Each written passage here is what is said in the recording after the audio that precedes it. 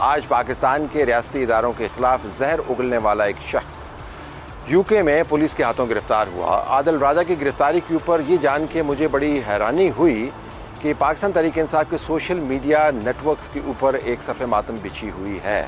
یہ کیا وجہ ہے کہ جو شخص پاکستان کے ریاستی اداروں کے خلاف برسر پیکار تھا، اس کی لندن پولیس کے ہاتھوں گرفتاری کی وجہ سے پاکستان تحریک انصاف کے سوشل میڈیا والے پریشان ہیں؟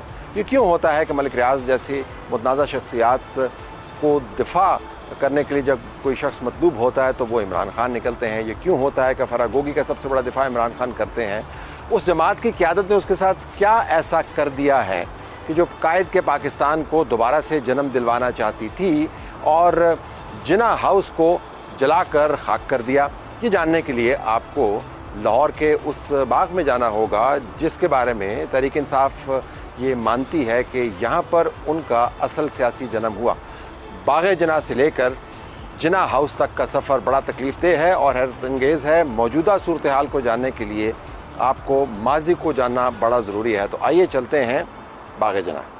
اکتوبر 2011 لاہور باغ جناح، جہاں پر میں اس وقت موجود ہوں، میں اس وقت بھی موجود تھا جب پاکستان تحریک انصاف نے یہاں پر ایک بہت بڑا جلسہ کیا، اور اس جلسے کی بار بار اب مثال دی جاتی ہے کہ کیسے ہم نے ایک حقیقی سیاسی جماعت کو پھلتے پھولتے ہوئے دیکھا۔ لیکن یہ جاننا بڑا ضروری ہے کہ اس جلسے کے ہونے تک پاکستان تحریک انصاف کو کس قسم کی مدد فراہم کی گئی، کس قسم کے گڑھ ان کے لیے کریٹ کیے گئے جس کے ذریعے اس پارٹی کو تقویت دی گئی۔ بلا شبہ اس پارٹی نے مقبولیت پائی، انتخابات کے ذریعے اپنا لوہا منوایا، اس کے بعد وزیر اعظم بھی اپنا بنوایا۔ لیکن جس شکست و ریخت کا اس وقت یہ جماعت شکار ہے، اور اس شکست و ریخت کی وجہ سے جو سیاسی قومی محاذ کے اوپر آپ کو ایک بہت بڑا بھونچال نظر آتا ہے، اس بھونچال سے اس کو سمجھنے کے لیے آپ کو پس منظر جاننا بڑا ضروری ہے۔ اس وجہ سے ہم باغ جناح میں یہاں پہ آئے۔ تو اب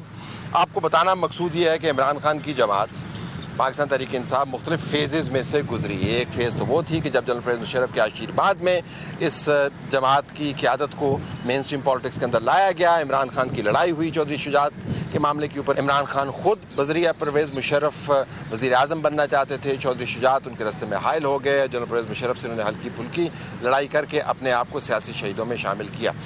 اس نظام کو سمجھنے کے لیے بڑا ضروری ہے کہ آپ یہ جانیں کہ کس قسم کی سپورٹ پاکستان تحریک انصاف کو مہیا کی گئی تھی۔ تو آپ کے سامنے میں 9-10 قسم کی سپورٹ کو اندازہ ہو کہ اس وقت جو پارٹی کے اندر ٹوٹ پھوٹ ہے اس کی بنیادی وجہ کیا ہے۔ تو عمران خان کے لیے 9 قسم کے گڑھ کریٹ کیے گئے تھے۔ سب سے بڑا جو گڑھ عمران خان کے لیے کریٹ کیا گیا تھا، لیکن واحد نہیں تھا، وہ عدالتی گڑھ تھا۔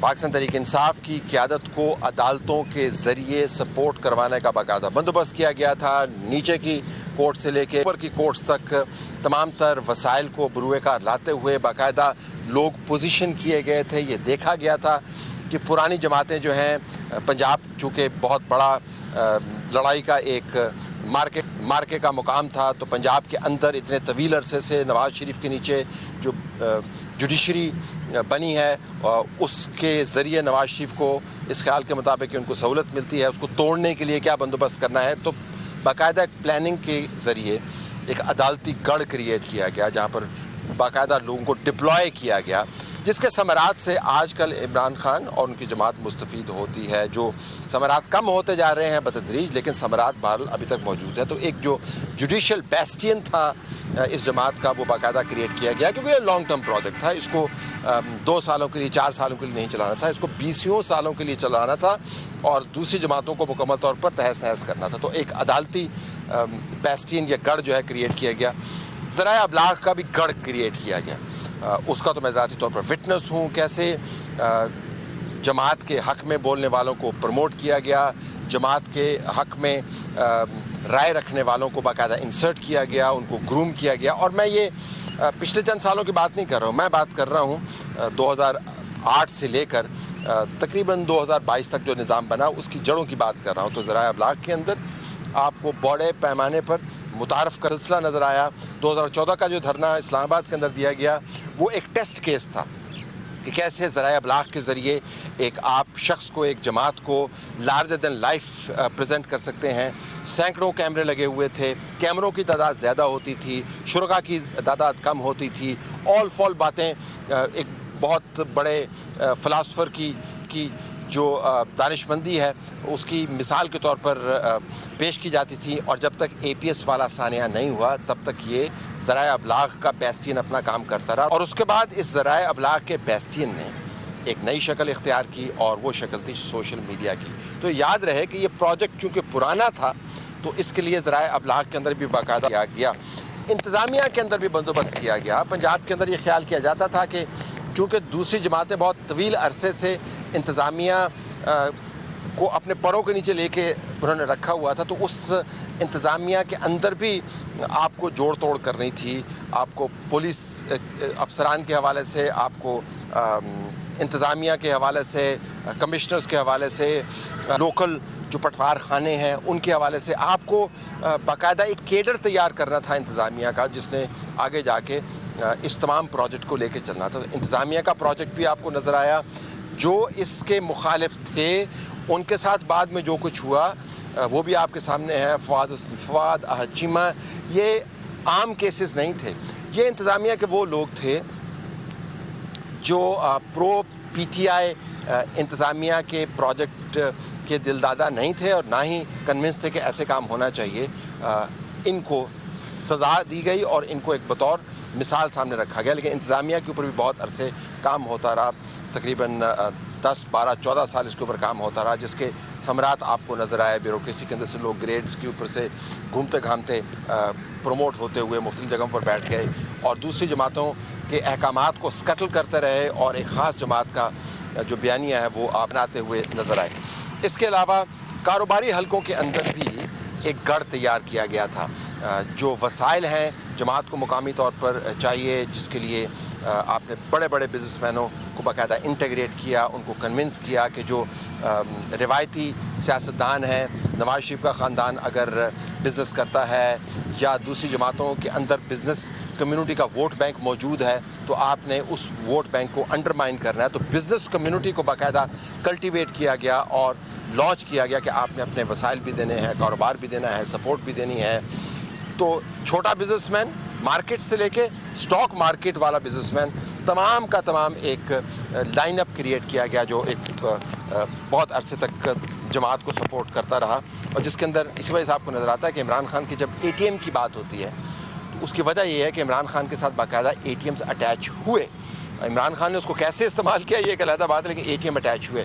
بیک اینڈ کے اوپر کراچی بیسڈ بزنس کمیونٹی جو ہے یا کے پی کے اندر اب تو خیر بزنس تباہ ہوا، اس وقت کی بزنس جو کمیونٹی تھی اس کو استعمال کیا گیا اور باقاعدہ ایک نظام ترتیب دیا گیا جس کے ذریعے وسائل کو ٹرانسفر کیا گیا پاکستان تحریک انصاف کی طرف. جو سیاسی گڑھ تھا وہ بڑا واضح تھا، آپ نے دوسری جماعتوں کا ووٹ توڑنا ہے. تو جو مذہبی بنیادوں پر ووٹ بنائے گئے تھے ان ووٹوں کو آپ نے علیحدہ علیحدہ کرنا ہے، نئی جماعتوں کو آپ نے ترتیب دینا ہے.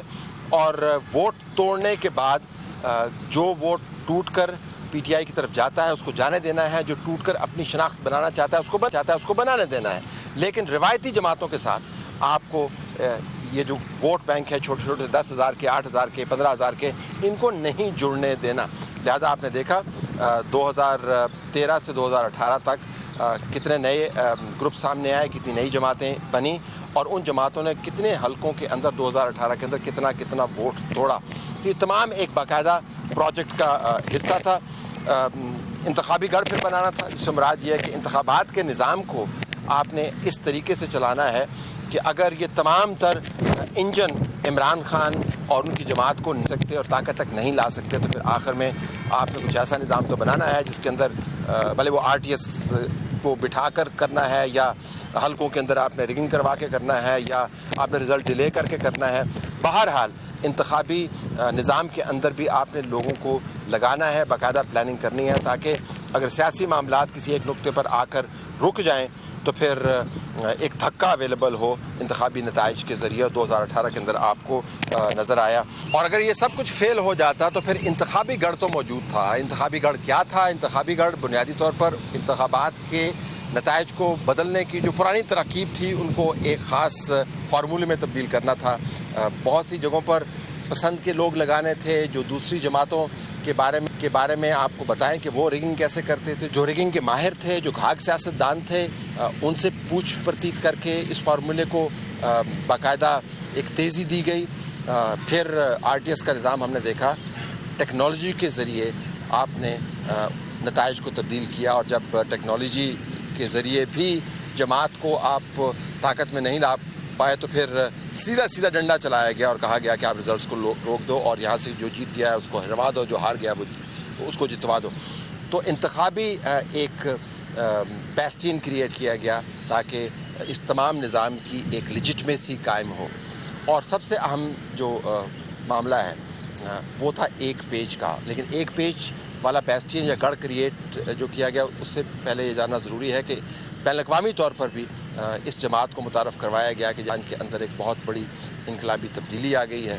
اس انقلابی تبدیلی کے ذریعے اس وقت 18 کروڑ, پھر بعد میں 21 کروڑ, پھر 22 کروڑ عوام کی زندگی تبدیل ہو جائے گی, اور کس طرح روایتی سیاستدان جو ہیں وہ تتر بتر ہو گئے ہیں, اور یہ سیلاب ایسا ہے جو سب کو بہا کے لے کے جا رہا ہے. تو ایک بین الاقوامی طور پر امیج بھی کریٹ کیا گیا. لیکن سب سے اہم جو بیسٹین یا گڑھ کریٹ کیا گیا وہ ایک پیج کا تھا.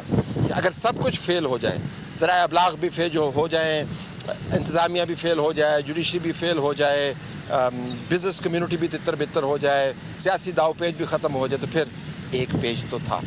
تو آپ کو 2018 سے لے کر 2021 تک ایک پیج والا بیسٹین جو ہے وہ آپریٹ کرتا ہوا نظر آیا.